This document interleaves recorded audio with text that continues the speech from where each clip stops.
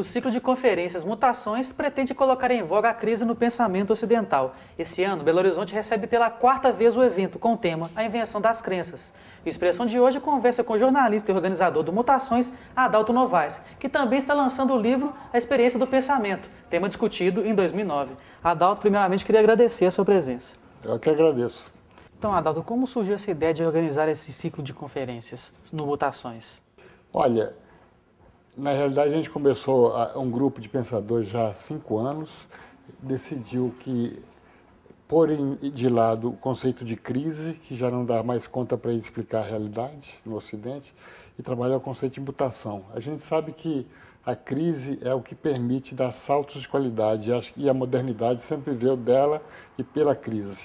A mutação é uma transformação radical no estado de coisas.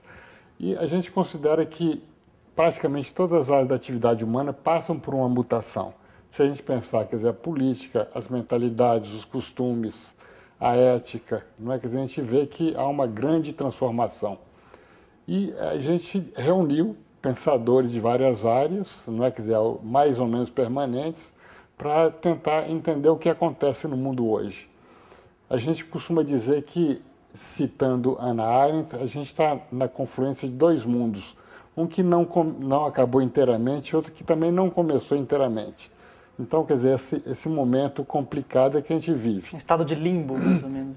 É uma passagem, não é? Quer dizer, um estado de passagem, e aquilo que um poeta e um grande pensador também, Paul Valéry, define como a era dos fatos. Ele diz, quer dizer, a barbárie é a era dos fatos.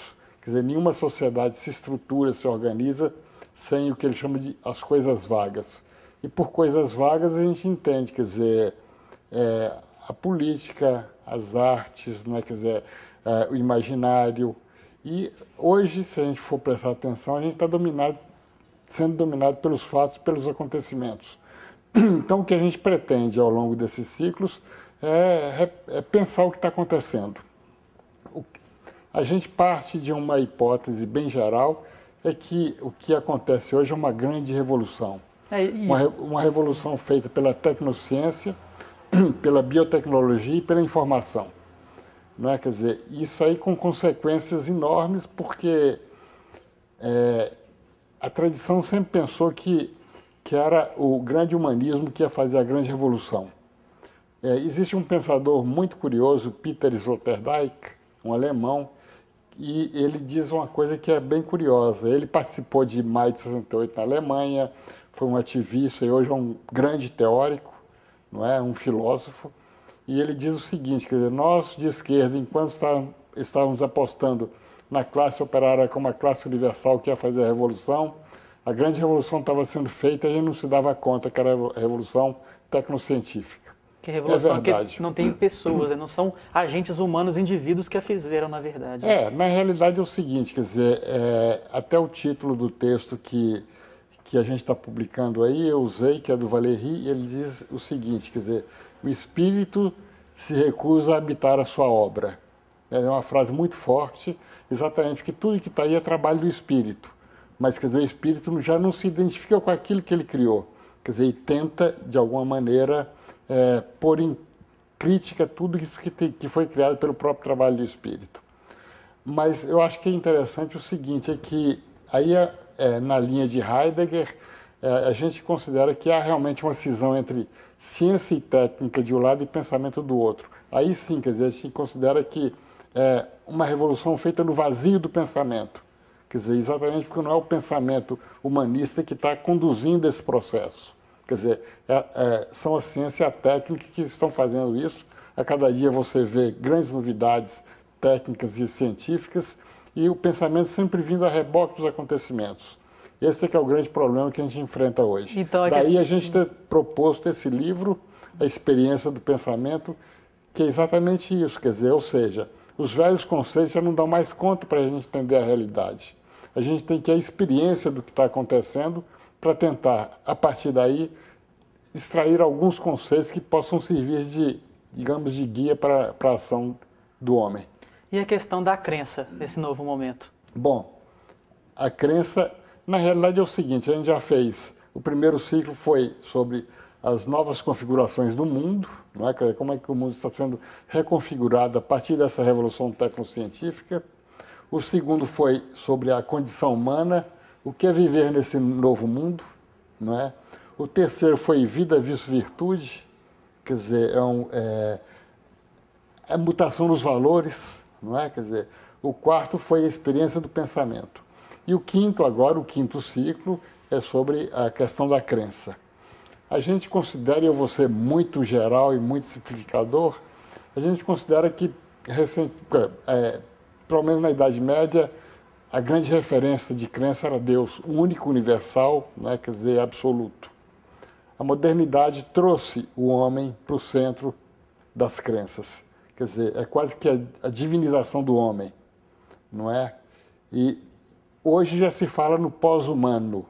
O que é isso? Quer dizer, na realidade, a gente pode traduzir como a grande crença na ciência e na técnica, como se a ciência e a técnica fosse desvendar todos os mistérios do homem e do mundo, né? Quer dizer, então, o ciclo vai nessa linha exatamente de pensar, quer dizer, esse novo tipo de crença que está instaurada, não é? Quer dizer, não é o único, mas é uma crença dominante hoje. A gente pensa essa questão da tecnociência. Ela tem feito a revolução pelo homem? O homem acabou criando algo para ele parar de pensar?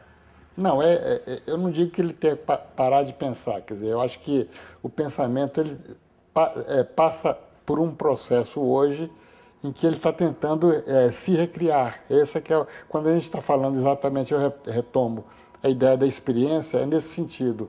O Montaigne, um grande pensador francês, diz o seguinte, entre os maravilhosos ensaios, né? Quer dizer, quando a razão já não dá mais conta das coisas, voltemos à experiência, né? Quer dizer, ele nos inspirou muito, né? Esse pensamento maravilhoso dele nos inspirou muito para esse ciclo que a gente acabou de fazer no ano passado e que se tornou livro, não é? Então, não é que o homem não pensa, né? Quer dizer, o homem pensa diferente, ele está tentando agora criar condições de criar novos conceitos, é um pouco isso. A questão da razão. A razão, a gente está discutindo isso agora, inclusive a conferência sobre isso, a mutação. Só que a razão está sempre em mutação. A razão também não poderia se tornar um tipo de crença? Não, eu não diria isso, porque na realidade há uma diferença entre razão e crença. Não é? Quer dizer, não é que, como diziam os iluministas, a razão iria acabar com as crenças, não é isso.